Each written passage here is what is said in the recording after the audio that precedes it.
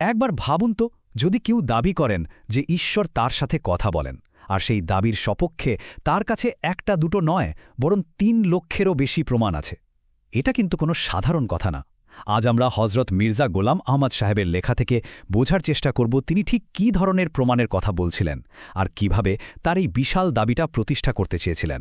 শুরুতেই এই কথাটা দেখুন, কি একটা সরাসরি চ্যালেঞ্জ। লেখক এখানে একদম রাগঢাক না করে বলছেন, ঐশী নিদর্শন তো বৃষ্টির মতো ঝরছে, দেখার মতো কেউ আছো কি। এই একটা বাক্যই কিন্তু আমাদের আজকের পুরো আলোচনার সুরটা ঠিক করে দেয়। এটা শুধু একটা দাবি নয়, এটা একটা খোলা আমন্ত্রণ।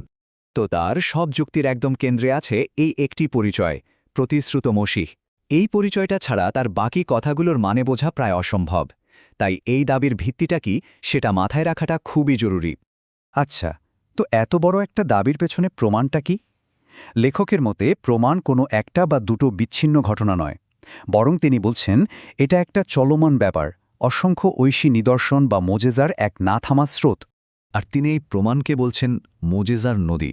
দারুণ একটা রূপক, তাই না?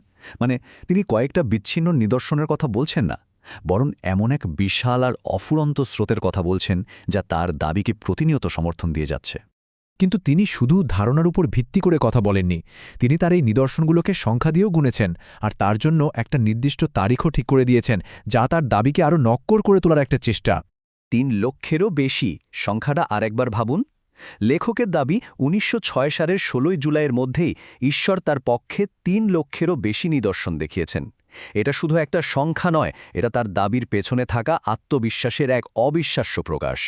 স্বাভাবিকভাবেই মনে প্রশ্ন আসে, এই যে এত বিশাল সংখ্যার নিদর্শন, এগুলো আসলে কি? এগুলো কি সবই একই রকম, নাকি এর মধ্যে বিভিন্ন প্রকারভেদ আছে? চলুন এবার দেখা যাক লেখক নিজেই কিভাবে এগুলোর ভাগ করেছেন। এই বিপুল পরিমাণ নিদর্শনকে লেখক কয়েকটি ভাগে সাজিয়েছেন, যা তার পুরো যুক্তিটাকে একটা পরিষ্কার কাঠামো দিয়েছে। চলুন আমরা প্রথম ভাগটা দিয়ে শুরু করি।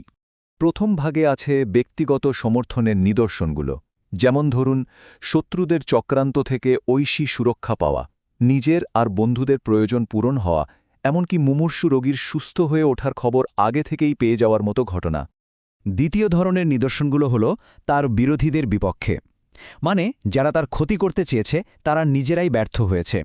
বিভিন্ন মামলা মোকদ্দমায় তিনি জিতেছেন এবং শত্রুদের বিরুদ্ধে করা তার দোয়া কবুল হয়েছে। এগুলোকে তার সত্যতার প্রত্যক্ষ প্রমাণ হিসেবে তুলে ধরা হয়েছে। এরপর তিনি তার যুক্তিটাকে আরও বড় পরিসরে নিয়ে যান। প্রথমত তিনি বলেন যে কোনো মিথ্যাবাদীকে ঈশ্বর এত লম্বা সময় ধরে কাজ করার সুযোগ দেন না। দ্বিতীয়ত, সেই সময়ে পৃথিবীর একজন ঐশী পথপ্রদর্শকের আসলেই প্রয়োজন ছিল। আর তৃতীয়ত, প্লেগ বা ভূমিকম্পের মতো বড় বড় প্রাকৃতিক দুর্যোগগুলো তার দাবির পক্ষে সাক্ষী দিয়েছে। তার যুক্তি কিন্তু শুধু ব্যক্তিগত অভিজ্ঞতা বা ঐশিক ঘটনার মধ্যেই সীমাবদ্ধ না, তিনি অন্যদের সাক্ষ্যের ওপরেও অনেক জোর দিয়েছেন। এই অংশে আমরা দেখব কিভাবে অন্য মানুষেরা তার দাবির পক্ষে সাক্ষ্য দিয়েছেন বলে তিনি উল্লেখ করেছেন। এখানে তিনি দুজন খুবই প্রভাবশালী আর সম্মানিত ধর্মীয় ব্যক্তির নাম বলছেন, সিন্ধুর সাহেব উল আলম এবং চাচারা শরীফের খাজা গোলাম ফরিদ। দুজনই তাদের সময়ের অত্যন্ত শ্রদ্ধেয় সাধক ছিলেন। লেখকের মতে তারা দুজনই স্বপ্নে মহানবী সাল্লাল্লাহু আলাইহি ওয়াসাল্লামকে তার পক্ষে সাক্ষ্য দিতে দেখেছেন। আর এই স্লাইডটিতে সেই স্বপ্নের বিষয়বস্তুটা তুলে ধরা হয়েছে। বলা হচ্ছে, এই সাধকদেরকে স্বপ্নে সরাসরি বলা হয়েছে যে এই ব্যক্তি ঈশ্বরের শেষ প্রতিনিধি এবং প্রতিশ্রুত মসিহ। অন্যের স্বপ্নের মাধ্যমে পাওয়া এই সাক্ষ্যকে একটা শক্তিশালী প্রমাণ হিসাবে দেখানো হচ্ছে। সাক্ষ্যের ব্যাপারটা কিন্তু শুধু এই দুজন সাধকের মধ্যেই থেমে থাকেনি।